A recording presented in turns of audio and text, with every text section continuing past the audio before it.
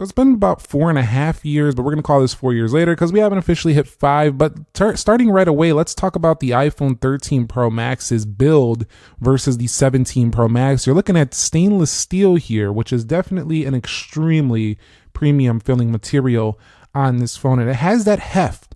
But nowadays, you're going from heavy to a handy feeling aluminum grade over here, a 17 Pro Max. So what you'll notice immediately is not only does it kind of slip out of the hands a little bit easier, as you've been seeing in some of my videos, but this phone just feels much more handy to use and hold, the iPhone 17 Pro Max. It's just more, just lighter feeling, smoother on the edges.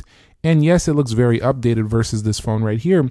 But if you really enjoy a hefty feeling phone, if that gives you and exudes a level of premium, you probably don't even need to upgrade right now, even though the 13 Pro Max is 4 years old. But at the same time, the device is a big upgrade for, I think, daily use, because it just feels lighter and easier to use one-handed because of that lighter feel. It does have a larger display, but that doesn't make up for the fact that the 13 Pro Max is pretty hefty. And then when you throw a case on the iPhone 13 Pro Max, it also feels even heavier. So they kind of went away from the heavier stainless steel. While that does feel nicer and more exudes more luxury, this does feel like the more handy daily phone. So that's how I would choose there. One of the things I really loved about the iPhone is the 13 Pro Max is the camera. It had a 3x zoom, an ultra wide zoom right there. And then the device had really good matching up video, photo. It doesn't matter which lens you were on. It just always was very consistent. And to this day, it still holds true. It rings true. A lot of people really enjoy the camera quality you get out of this phone. However, the iPhone 17 Pro Max has been upgraded so many times over that the quality differences are insane. The amount of zoom you can do on the 17 Pro Max blows away the iPhone 13 Pro Max, but the quality of the images also do. And then the front-facing camera is also significantly better. It's sharper, it's much wider. And so I think that coming here all these years later, if you've been holding out, the 17 Pro Max is really going to shock you how good the cameras are. We go from a triple 12 to 4 times higher at triple 48 megapixel. And it's not just about the megapixel count. The actual results do prove that they're just much more crisp than the iPhone 13 Pro Max is. Now, where you'll really notice this a lot is when you are like at a sporting event, you're doing things where you need to do a lot of video, you'll see higher quality output there. But camera control also allows you to place this thing in a format that feels more camera-like. The actual buttons are a little bit finicky when you're like using the haptic buttons to change things on camera control. But once you get used to it, it is a kind of a cool feature, little party trick to talk about on the phone. But mostly what I just use it for is quick launching. I think it helps sometimes if you're like holding your phone in landscape or you just want to quickly hit the camera to get in there. The camera control does help to not miss those moments. So yeah, camera wise, 100% I would go with the upgrade. And when it comes to the brightness, both of these are extremely bright, but I feel like the iPhone 13 Pro Max in regular use is plenty bright enough. Nobody will really even notice a change. But when you get outdoors, it's harder to see the 13 Pro Max versus the 17 Pro Max, which can cap out at 13 or 3000 nits of brightness.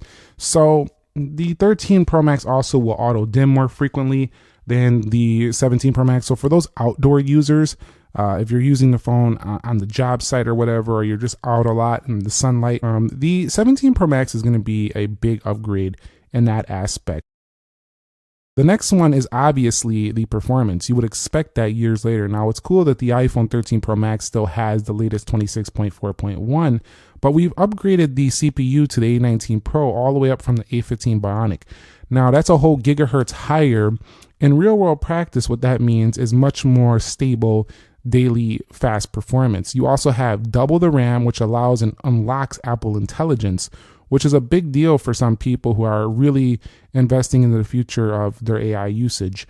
If you're not, though, then it doesn't really matter too much because you're just going to be using iOS in a basic way. This is not a big deal. And this is also still in beta, but even when you're running other AI applications, having more power is always better than having less power. So the actual performance, this phone is much more equipped for the future. That's pretty obvious. But here's the deal that impresses me about the GOAT iPhone 13 Pro Max. Most people can still use this to this day, and it runs really good. And that's because it was a flagship phone. So, I mean, you can't really expect it to run like bad or anything. It was a top tier phone when it came out, and it still feels top tier to this point. And so it can keep up in daily tasks with even a 17 Pro Max, but it can't keep up when it comes to RAM management. It can't keep up in gaming. It can play these games just fine, but they're going to throttle back a bit. You're not going to get as good a performance. The good thing though is most mobile games can actually, and that game crashed, probably needs an update, but most mobile games can run fine. But when you start playing the graphically demanding games, Destiny Rising, Call of Duty, you know the drill. When you start pushing them graphics a little bit, this is where this phone will shine. And one area it really shines is thermal management. This phone feels much cooler to the touch than the 13 Pro Max when pushing the phone. However, the 13 Pro Max was better than the titanium 15 Pro Max, so it's never like uncomfortable to me to use, but I do feel that the 17 Pro Max is like the best thermal phone ever. So 4 years later, I would probably go over here for sure if you felt like your 13 Pro Max was getting a little bit warm. Now, if you don't want to change your 13 Pro Max battery, or you don't want to change the phone, just change the battery, because it could just be getting warm because your battery is getting old. One of the big deals too is that you no longer have a silent switch. That feels pretty dated at this point. You can do a customizable action button, and also USB-C. I mean, still using Lightning in 2026 feels like dinosaur technology. Honestly, it feels like we're going back to Jurassic Park over here. But for real, Lightning, some people are going to say and probably respond to that by saying, well, I already have a bunch of Lightning cables. That's fine. It doesn't mean USB-C isn't the standard. It pretty much is now. You can basically use products across different product ecosystems, across all technology. Mostly everything is using USB-C, and it's super convenient. You no longer have to ask for, do you have a Lightning port? No, I got a USB-C. Now everything is using USB-C now. So that was a big change and one of my favorite upgrades to iPhones recently. And I know it took them forever to do it. They just put it on like the 15 series, but still, you know, the Lightning port was getting annoying.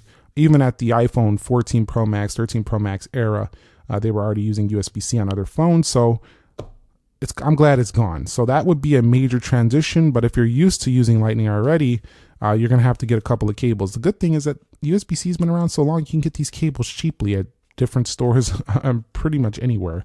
Amazon, Walmart, you name it. They got them everywhere. So it's not a big deal to switch over to USB-C. It really isn't a huge one.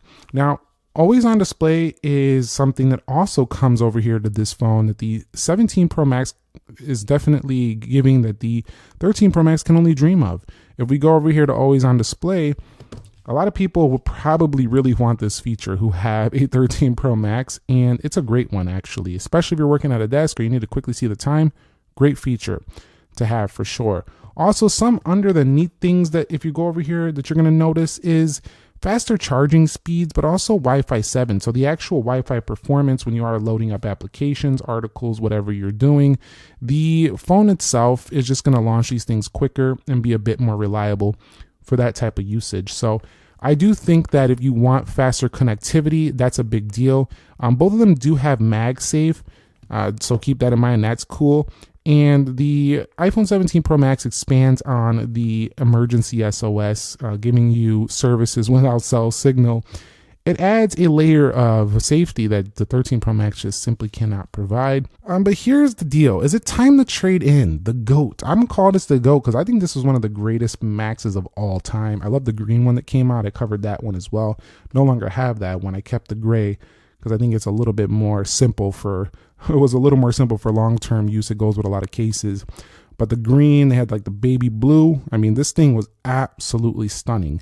Some people call it peak iPhone. I love this iPhone for sure. And this was one of my favorite of all time.